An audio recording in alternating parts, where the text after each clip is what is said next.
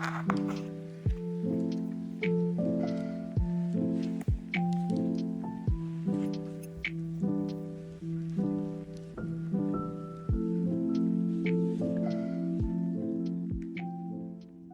you haven't been living under a rock lately, you would have heard about the announcement from Logitech about their new mouse, the Pro X2 Superstrike.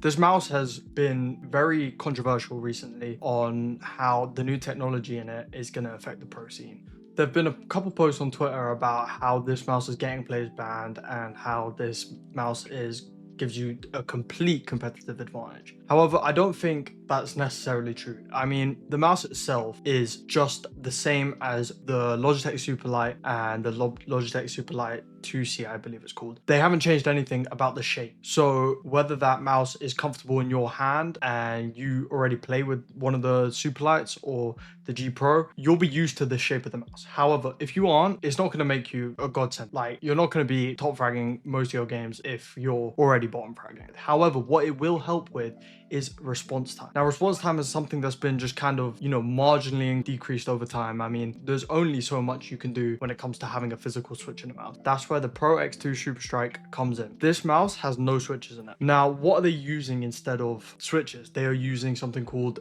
HITS technology, which is their form of, in a sense, hollow effect switches, which are in keyboards such as the Wooting or the Apex Pro TKL, and they've shoved it into a mouse. It's not exactly the same because there's not that big square switch in the mouse, but they've managed to take all the aspects of actuation time, rapid trigger, and haptic feedback, and they've put it in the mouse. So when you're clicking this thing, it's next to silent. It is silent. It's squashy. It feels like a trackpad, like on a MacBook. That's what this feels like. But at the same time, that's all artificial. How it feels is artificial because it's creating that vibration, and you can adjust that all in the software. And today, I'm just going to be trying it out. I don't really know what to expect from this mouse. I'm swapping from a 4-year-old Razer Death Adder Elite, one of the first iterations of it, and I'm going straight to this thing. Okay, so going into the software, we can see we have the Pro Superstrike on the screen. So when we go into it, I've already played around with the settings a little bit, but you're met with these 4 little tabs. So, I mean, we'll go through them step by step. So the first tab is nothing different from any other mouse. It's the DPI, it's the polling rate. First things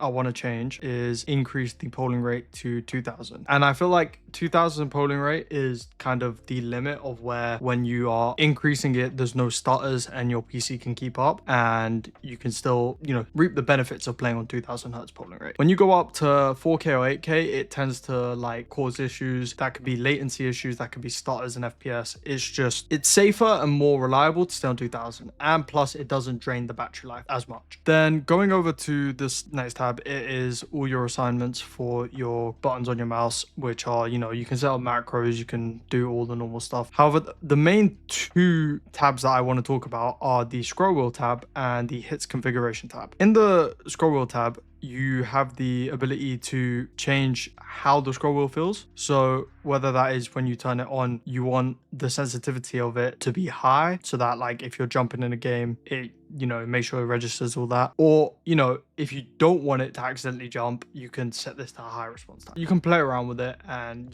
see what works best for you. But this is the big selling point, the HITS configuration tab. So in this tab, you have 3 different subsections: the actuation point, rapid trigger, and click haptics. Actuation point is where you can change how much you have to click the mouse down for it to register. So you can see when I click the mouse, if I just gently press it, say let's go to the left mouse, we're going to put it all the way to max. You can see just over here where when I put pressure on the mouse, it's registering, it's not clicking yet. I can keep going until I hit that threshold, and that's when it will click. So obviously for a competitive advantage, you want to eventually be able to use the number 1 setting. However, this is quite annoying and you tend to misclick a couple times, but for now I'm going to just start off on 2 and see how it feels. Then the rapid trigger, this is good for games like Minecraft, I feel, where you want to click really fast, you want to maybe jet click or whatever, where you don't actually have to lift the switch all the way back up for you to then actuate it again. So as soon as it starts coming back up, it's ready to click again. It doesn't have to reach a limit where it has to come all the way back up, then press back down. So it's like on a controller where you have the trigger switches where you can adjust it so it only goes a tiny bit down. Now, click haptics is literally just the vibration that the mouse will give your hands. I keep it on 2. It feels pretty solid on 2. It just feels like a trackpad in a sense. It's not a mouse, but a trackpad. It's not got that defined click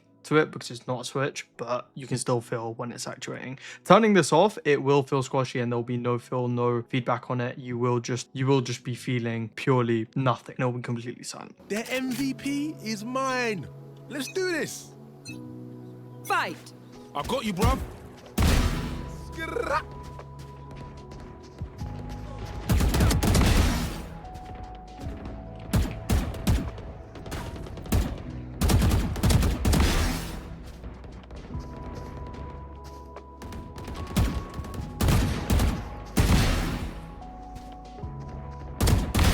Sorry, bro.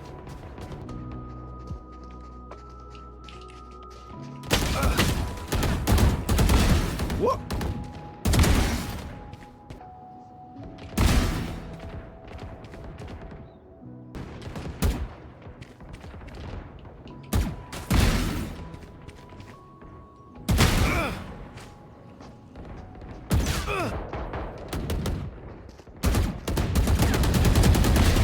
Sit down.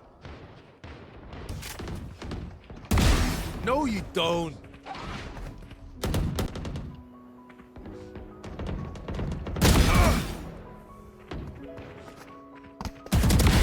Get out of here.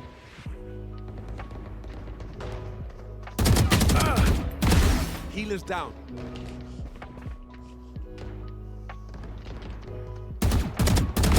Rainer's.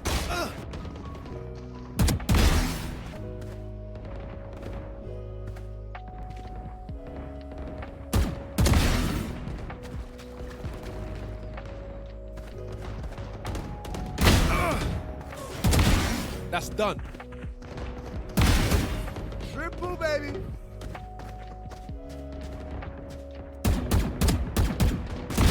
Dead.